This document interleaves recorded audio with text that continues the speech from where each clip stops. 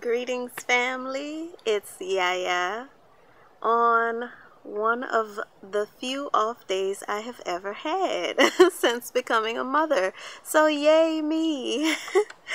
um, my boys are gone for the next couple days, and it's crazy because I've never had them away from me. Today, I wanted to talk to you ladies about our power. Y'all know that's something that I can never get enough of talking about because being a woman is awesome. And I didn't always realize that. I didn't always appreciate the greatness of womanhood. So let me fix this right quick. So that's what I want to talk about today, And I'm talking about fixing it, and I'm messing it up. But that's what I wanted to talk to you ladies about today, is the true definition, I would say, the true position and role of womanhood, and how it relates to manifestation and creating greatness for ourselves, for our families, and our men, and anyone that is affected by us. And I posted a quote that I saw the other day that said, "Woman is not the source of power, she is the channel." And that's so important to understand. And when you really think about it, it's so simple, but it's so heavy, that we are not the source of power. You have all these movements that are like the queen this and the queen that, and putting women on this pedestal, and the black woman is God, and all these movements that seem to be well intentioned, but really are creating more of a divide in the family and amongst black men and black women. And I'm not coming down on sisters at all, so don't feel like that. Just hear me out. It's not that we're less than men. It's just that we're different. Our power is so different and so irreplaceable that trying to equate our power to the power of a man, it almost degrades us. It brings us down a lot. Men could never be us. And even though we can do some of the things that they do, we can never be them. So it's so important for us to embrace who we are and what we are. We are the channel for power. I was reading, there's a book, the Apocrypha, which is the missing books, some of the missing books from the Bible. And some of the reason why it's missed, they took them out, is because it really puts things into perspective. It really puts things into a historical perspective. It puts things into a scientific perspective. It just really takes the Bible itself to a whole nother level. And in the Apocrypha, it talks about how wisdom was there with the Creator from the beginning. And a lot of times people get confused when they read Genesis, and they're like, well, we created man in our image. And with that being taken out, with wisdom being referred to, always, wisdom is referred to as a woman. In the Bible and the Apocrypha, in any aspect, wisdom is known to be a feminine principle. So with that being taken out, you have this mind of, who was the woman created in the image of? And not understanding that wisdom was there, and wisdom is a part of creation. You see, whether you look at it on a universal level, or you look at it on a scientific level, or you look at it on a scriptural level, there has to be male and female to create life. Plants need male and female. Animals need male and female. Creation needs male and female. We look a lot into metaphysics and the laws of attraction and the laws of nature and things like that. And God is viewed as this infinite creative source. We all, anyone with any kind of spiritual, knowledge or understanding understands that God is infinite creation and creativity, just nonstop creating. Life is being created all the time, all around us. Things are dying, things are being born, the spiritual world is living, and behind that creativity, there has to be wisdom, there has to be focus, there has to be a structure, so that, it's not just this big blah, this big boom, everything just is everywhere and all over the place. And you can see it in a household. When the touch of a woman isn't there, it's a mess. It tends to be a mess when the touch of a woman isn't there, because men are a bit scattered. And a woman who is trying to be like a man is also a bit scattered. I know, because I was so scattered. Oh my goodness. If y'all would have known me before I was married, my house was always a mess. My thoughts were always a mess. My ideas were always a mess. They came out, but they came out, scattered and all over the place. There was no focus. So that balance really helped me out a lot.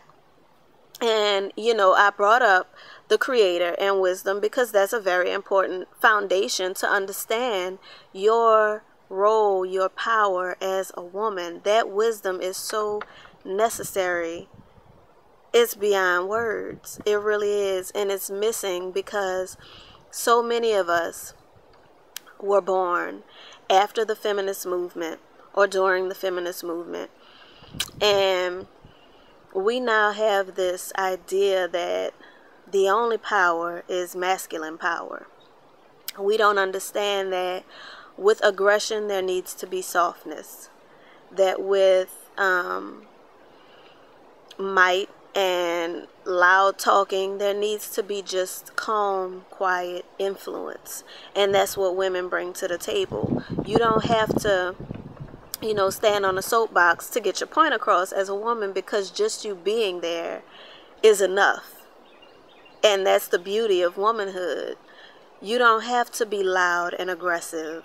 As a matter of fact, as a woman, you get your way a lot more often when you're not loud and aggressive. But a lot of women feel like, I'm not going to be a doormat. I'm not going to silence myself. I'm not going to not say how I feel and not speak up on what's right and this, that. That's not it. That is not it at all. But there's a way to channel that to get exactly what you want and to manifest and create exactly what you want. And that's what I'm speaking on today. Is that, logically, if we look at it, like I said, we're the channel, we're not the source. We are the lock, we're not the key. But a lock is pointless if there is no key. And a key is pointless if there is no lock. So everything is needed. Everything works in a cohesive manner to make it all balance and to make greatness manifest for us. A lot of times we see so much bitterness and anger and these headstrong women, who may have money, who may have the career, who may have it all together seemingly, but they're not happy, they're lonely, they shop all the time to try to fill this hole within themselves. A lot of times they don't have kids or can't have kids, and if they do, they're very disconnected from their kids. And that is due to trying to do what a man is here to do. And we have to be sympathetic of the point of the fact that we've had generations of men who've disappeared, single parent homes, single mothers. We've seen as women, our moms have to be superwoman, have to be the mom and the dad, have to be a man too, more man than men. But it's time for us to break that cycle and to really embrace the understanding that femininity is needed. Femininity is not weak. It's soft, but softness is wonderful. Just think about your pillow. You want your pillow to be soft. Softness is a wonderful thing. Being that support system is a wonderful thing, and it's much more powerful than we're being led to believe. I was talking to a female friend of mine the other night, and I was telling her, you know, as women, especially black women, we're being put on this, you know, oh, she's the powerful CEO and the company helm. She's at the helm of the company and she's running everything and this, that, and the third. And that's for a reason. Understanding that we are the channel for power, for creativity, for manifestation to flow through. If we're taken out of our homes and put into these companies, what we will be channeling in our homes is now channeled for these companies. Now look at how great we're doing on a corporate level. We could be doing that great on an everyday home life level. We could be creating that kind of greatness for our men, ourselves, our families. But because we don't understand that we're the channel, we don't understand that other people know our power and will manipulate it if we don't use it properly. We're being used. We're being used to create wealth for the world. We're being used to create multi-billion-dollar corporations. We're being used. Our power is being used. And once they're done using your power, what they're going to do? Get rid of you and replace you with another sister to be used who is fresh and young and in the time of her most potent fertility. So then, you know, you have women who have reached their prime, who have done all that there is to do for the company. The company goes in a different direction. Now this woman has, you know, set aside getting married. She set aside having kids to have the career and, you know, do all these things. And now the time has passed to have children. The men who have wanted to marry her are gone and married now to women who embrace their femininity. And not to say that women, you know, shouldn't aspire to fulfill their purpose and have careers if that's what they choose to do. But understand your power. Understand how your power is being used, and understand that you can put it to greater use if you embrace it. My husband always uses the analogy when talking about men and women of a plug and an outlet. And it's so simple. He's great at making things very simple. The woman is the outlet and the man is the plug. The plug has no power without the outlet. But this potential creativity has no purpose without the plug. So it's all about what you letting be plugged into you. And when you understand that you are a channel for life to come through, you are a channel for creativity, you are a channel for manifestation, it makes it easier to be clear and to stay clean so that you have a free-flowing channel for all kinds of great things to come through, including life. You also understand, I'm not just going to let anything play on my channel. And that's just being real. You know, you wait, you prepare, you cleanse, you focus, you take that time to manifest and create for yourself until the proper power source shows up. If you already have a husband, understanding that you are that channel really boosts your power to help him create whatever vision it is. Understanding that you are that channel also clarifies you guys' vision so that you can visualize together and create an even greater empire. So it's so very important to understand the power that you have as a woman, and to not downgrade yourself by trying to be equal to a man, by trying to be loud and outspoken and thinking that it's cute, because it ain't.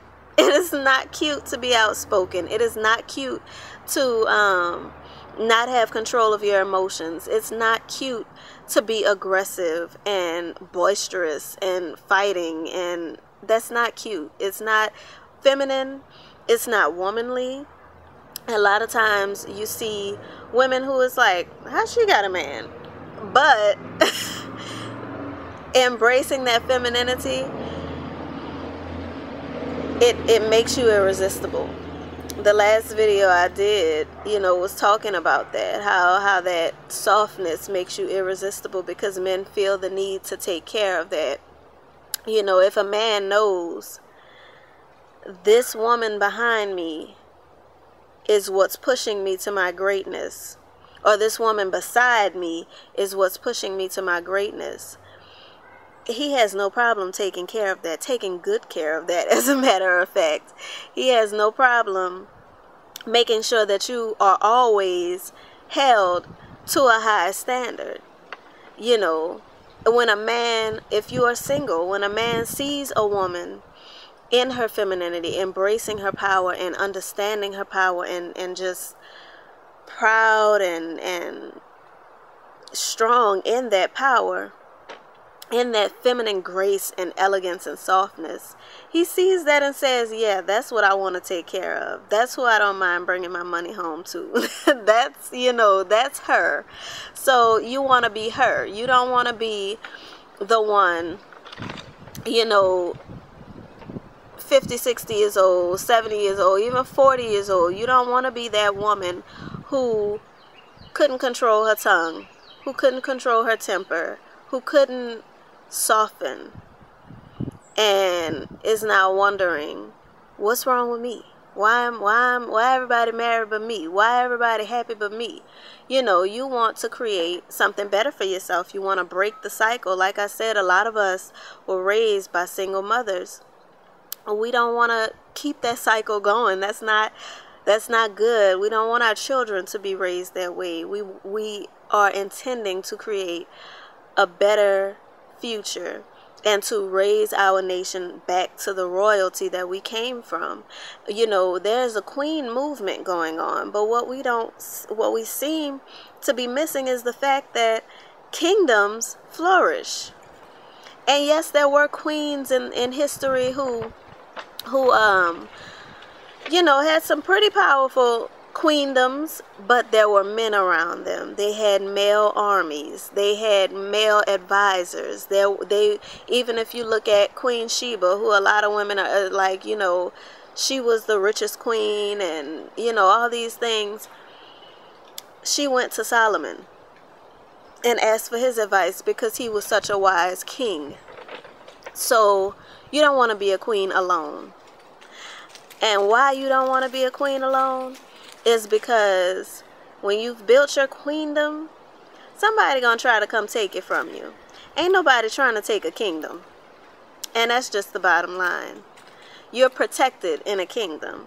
You're provided for in a kingdom. And another thing, that I say all the time, because a lot of women, when I talk about not working or not working outside of the home, because if y'all know me, y'all know I work. I have businesses I'm running. I have a household. I homeschool. So work is not an issue for me. But not giving any energy to a career or a job. A lot of women are almost offended by that. And my thing is, why would you want to work? As a woman, why wouldn't you want to be taken care of? Why wouldn't you want to have a man dedicate his life to taking care of you? And it's not that we don't want it, it's that a lot of us feel that we can't have it. A lot of us feel like that's impossible. And when you understand your power as a woman, you know that you can manifest that, because that's what you deserve. And that's what naturally is your right. It's to be taken care of and to be cared for. And, when I say that, I don't say that because I feel like women should be at home barefoot and pregnant. That's crazy. I say that because when you understand your role is to nurture and support, and his role is to provide and protect, you understand the reasoning behind that. You have the space and the time and the freedom and the clarity of mind, and you have no extra negativity coming in from the outside, so you can create that empire that y'all dream about. You can manifest the greatness that y'all dream of. And it makes it so much easier. Your energy is going into your family, your life, yourself. You're increasing your femininity daily. You're increasing the love that you have for your children and your husband. And girl, I'm telling you, it's a wonderful thing. It's awesome. It is awesome. So, ladies, I just wanted to share that with you guys and let y'all know it's not impossible to have. We've all been there, done that. I didn't just fall into a great marriage. I didn't just fall into a great life. Trust me, I have a series coming up where I'm going to let y'all know the nitty gritty of just how I got here. But, you deserve it. You can have it. Just embrace who you are. Embrace who you were created to be.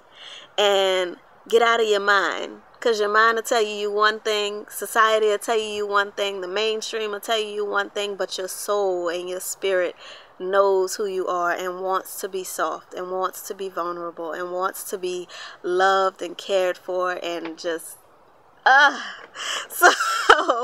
so enjoy this day, ladies. Happy Woman Wednesday. I hope this was helpful and wonderful for you guys as it was for me.